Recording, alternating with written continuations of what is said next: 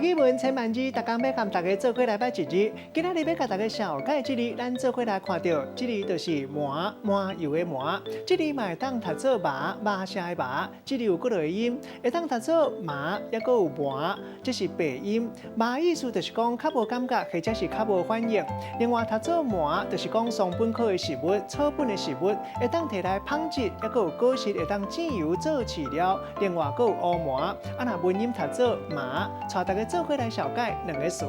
头一个麻油，就是用麻的籽来浸出来油，会当食，嘛会当摕来照明。第二个词就要读做麻声，就是麻水声。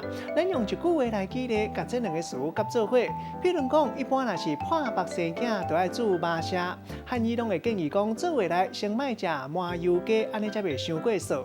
今仔日小解这一日会通读做麻，也阁有麻，这是文音读做麻，麻烦的麻，提供予大家参考。